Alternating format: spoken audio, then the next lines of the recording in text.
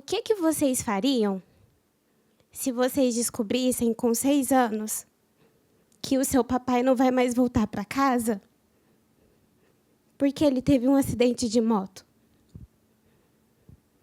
Foi isso que aconteceu comigo e eu queria compartilhar com vocês como que foi essa jornada.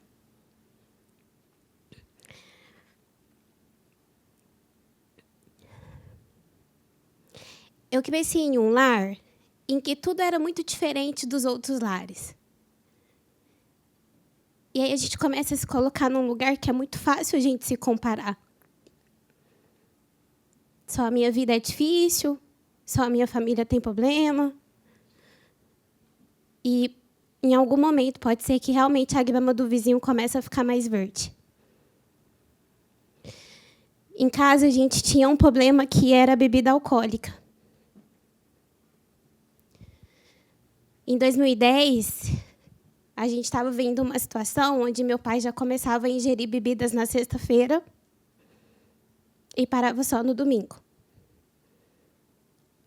Então, tudo mudava dependendo da bebida, principalmente na sexta-feira. A nossa rotina era mais ou menos assim. O meu pai era padeiro, então ele levantava de madrugada, entre 3 e 4 horas da manhã, ia para o trabalho. Às 6, eu e a minha mãe se levantava, ela me deixava na escola e ia para o trabalho. Às 11, o meu pai me buscava na escola, e se ele ainda não tivesse terminado tudo no trabalho, eu ficava acompanhando ele. Naquela sexta-feira foi da mesma maneira. Quando a gente chegou em casa, o meu pai disse assim: Dani, hoje é dia de eu cortar o cabelo. E eu já tenho tudo programado. Eu vou cortar o cabelo e de lá eu já vou buscar a mamãe. Você vai ficar aqui quietinha. Se alguém bater no portão, você não vai atender. E daqui a pouquinho a gente está aqui. Quando chegou no salão, do lado tinha um lugar onde vendia bebidas. E o meu pai comprou 2 latinhas de cerveja. E abriu a primeira. Quando ele abriu a primeira, ele disse assim para os meninos: Nossa, acabei de me lembrar que eu não levei nada da padaria para a Dani. Se eu buscar a mãe dela e chegar lá em casa e ela estiver com fome, o bicho vai pegar. Então, é melhor eu voltar e eu volto para cá. E aí os meninos disseram assim: Não, mas você não vai voltar, só tem 2 na sua frente. E se você for, você vai demorar e você vai perder sua vez. E aí o meu pai, muito brincalhão, e falou assim: Rapaz, para te provar que eu vou voltar, eu vou deixar a minha latinha aqui, vou deixar até que eu abrir. Eu vou deixar aqui, porque realmente eu vou e volto muito rápido. E assim o meu pai fez. O trabalho dele era na esquina da nossa casa. Ele foi até a padaria, buscou algumas coisas, chegou em casa. Quando ele colocou tudo na mesa, ele disse assim: Dani, vamos comigo? Você vai comigo, eu vou para o salão, corto o cabelo e depois a gente vai buscar a mamãe. Eu amei a ideia. E levantei para me arrumar. E foi quando meu pai falou assim: Eita, Dani, mas Dani, você é enrolada demais, né? Olha a hora que a gente chegou da padaria e até agora você não se arrumou. Você nem tomou banho. E eu achei que ele estava brincando. E aí é um momento em que a cena é muito viva na minha memória, que foi quando eu liguei o chuveiro, meu pai deu partida na moto. Até o salão tinha uma rodovia. Quando meu pai entrou na mão da rodovia, um carro entrou, e, em vez de seguir na mão dele, entrou na contramão. O meu pai, para não bater nele, freou a moto. E ele relata que a sensação que ele tinha era que a moto estava muito lisa no asfalto. Então, quando ele freou, ele já capotou. E foi no momento em que 3 vértebras da coluna dele foram fraturadas. Quando o corpo de bombeiro chegou, a primeira coisa que meu pai conseguiu falar foi o seguinte: Eu tenho uma filha de 6 anos e era para ela estar aqui comigo. Eu acabei de deixar ela em casa.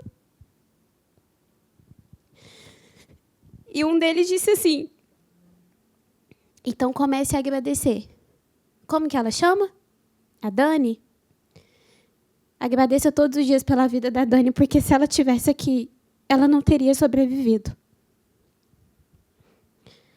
2 dias se passou, nenhum médico que passava pelo caso acreditava que meu pai iria sobreviver. E foi quando toda a minha família se reuniu para me contar o que estava acontecendo. Eu não conseguia entender como que o meu pai tinha saído para cortar o cabelo e não ia mais voltar para casa. 45 dias se passou. Só que no meio desses 45 dias teve algo que mudou a minha vida. Quando todas as pessoas da minha família me contou o que estava acontecendo, uma tia me falou assim: Dani, você conhece o Papai do Céu? É um moço que mora lá em cima. E ele pode salvar o seu pai. Foi quando eu peguei uma cadeira, coloquei no meio da horta que tinha na casa da minha avó e falei assim: Oi, Papai do Céu. O Senhor ainda não me conhece. Eu também não te conheço. Mas a minha tia me disse assim que se eu orar com muita fé para o Senhor vai salvar o meu papai. O Senhor pode salvar ele, porque eu ainda não sei viver sem ele. E no final desses 45 dias, todo o hospital se reuniu para contar que já não dava mais. Que a única solução que tinha era meu pai passar por uma cirurgia, só que tinha um detalhe. A anestesia era tão forte que o meu pai ia ter uma parada cardíaca e ia morrer. E foi quando uma outra tia disse assim: eles têm uma filha e a gente acredita que ela é a que mais está sofrendo com isso tudo. Ela é a única que não viu ele e ela foi a última que viu ele antes do acidente. Foi quando, mais uma vez, minha família se reuniu para dizer que eu ia ao hospital para ver o meu pai, mas daquela vez era para ver ele pela última vez. Quando eu cheguei no hospital, já tinha um médico me aguardando e ele disse assim: todos nós estamos muito ansiosos por esse momento, porque o seu pai fala de você todos os dias. O seu pai, ele não sente nenhuma parte do corpo. Então, se você tocar, não vai adiantar. Ele também não consegue virar o pescoço. A única visão que ele tem é a do teto. E por isso a gente deixou uma escadinha do lado da cama dele para você poder subir e ele te ver. E antes de me falar tchau, ele disse assim: as suas tias te disseram que você está indo despedir do papai, né? Aí eu falei para ele que sim, que ele podia deixar comigo. Quando eu entrei no quarto, eu subi na escadinha, segurei muito forte na mão do meu pai, apontei para todos os médicos e enfermeiros que estavam no quarto e falei assim: não ouvi nada do que eles estão te falando. Você vai passar pela cirurgia e eu estou te esperando lá em casa.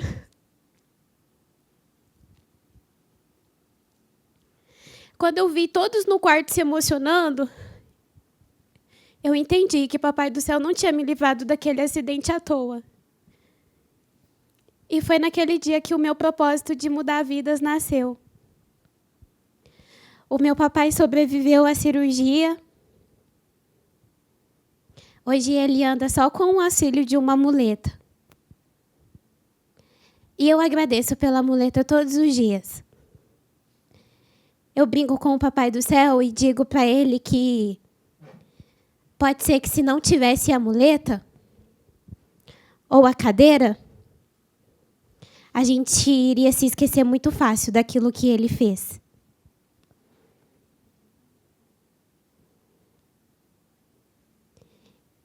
E que a gente não vai chegar aonde a nossa oração não tenha chegado primeiro. Se não foi a nossa, foi a oração de alguém. Eu estar aqui hoje significa isso. Meses depois do acidente, os meus pais se separaram. E com 7 anos eu disse que eu ia ficar para cuidar do meu papai. Ainda falei para as minhas tias e para minha mãe. Vocês viram que ele precisa de ajuda até para tomar água? Como que a gente vai embora e deixa ele aqui? Com 7 anos eu aprendi a fazer tudo. Cuidar da nossa casa, cuidar do meu papai, porque eu tinha certeza que ele ia voltar a andar.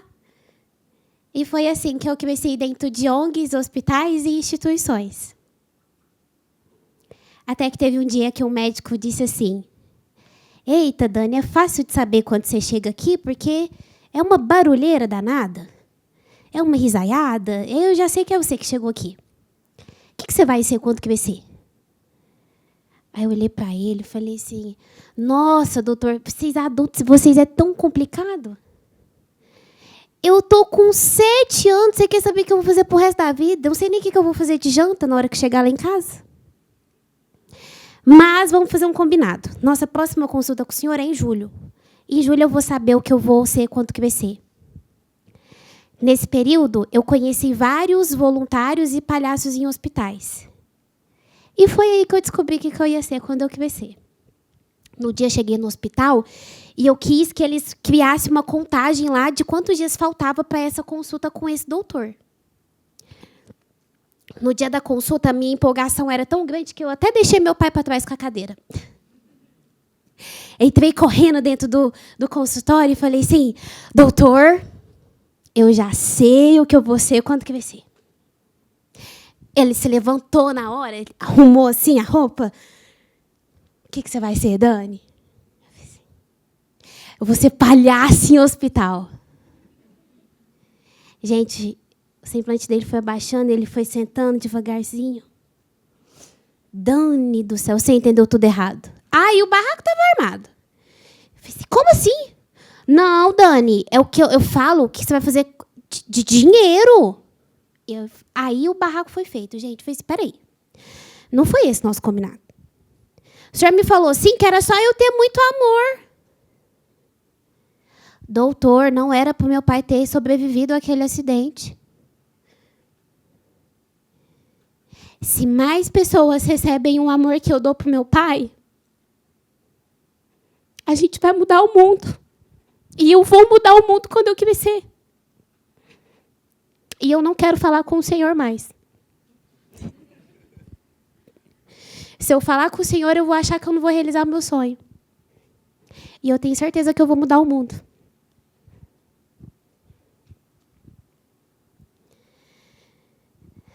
Esse ano o acidente completa 16 anos. E muita coisa aconteceu até aqui. Meu pai hoje em dia não mora mais aqui, ele é casado com uma outra pessoa. Na pandemia, junto com a minha mãe, a gente passou muita dificuldade. A gente já ficou sem onde morar, sem o que comer. E eu sempre mantive o sonho que eu ia fazer a diferença no mundo quando eu crescesse. As pessoas costumam me dizer assim que estão esperando ganhar na Mega Sena para mudar o mundo. Eu lembro quando eu mudava a vida das pessoas, até quando eu não tinha geladeira na minha casa. Meu primeiro trabalho, a proprietária me disse assim, me diga algo para convencer a contratar uma criança de 15 anos para a minha empresa. E eu disse assim, para a sua empresa eu não sei. Eu sei para a minha família. Porque já são 11 horas e a gente não tem o que comer lá em casa. Com 15 anos eu comecei a trabalhar. Fiquei um pouco conhecida aqui na nossa cidade pelo meu atendimento, pelos bilhetinhos que eu escrevia. E foi aí que eu conheci um mundo em que eu não conhecia. No meu último trabalho, eu brincava com os meus patrões e dizia assim, o bairro onde eu moro, as pessoas não têm iPhone. Aqui o diferente é se alguém entrar aqui sem iPhone. Carro colorido é só os Hot Wheels que a gente vê no supermercado. E foi quando eu vi que eu conseguia mudar a vida das pessoas que já tinham vencido na vida. As pessoas que me falavam assim, Dani, Eu tenho a melhor casa, eu tenho o melhor carro. Meu faturamento é alto. Mas dentro de mim tem um vazio. E foi assim que eu fui levando as pessoas para o voluntariado. Para ONGs, para instituições. E ensinando para elas que elas não precisavam esperar ganhar na Mega Sena para fazer a diferença. Que elas já conseguiam.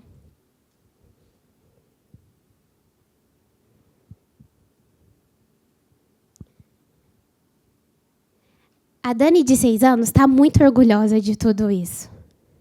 De ver tantas vidas sendo impactadas. Porque em diversos momentos a opção mais fácil era desistir.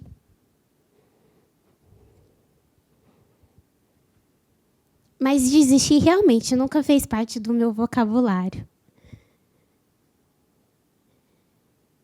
Não foi só aquele doutor que me disse que eu não ia conseguir mudar o mundo. Diversas pessoas. Inclusive faziam questão de me lembrar de onde eu vim. Onde eu nasci.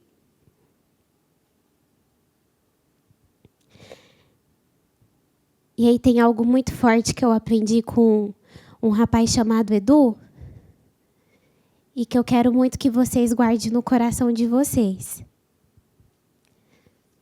Não importa de onde você veio, e sim para onde você está indo.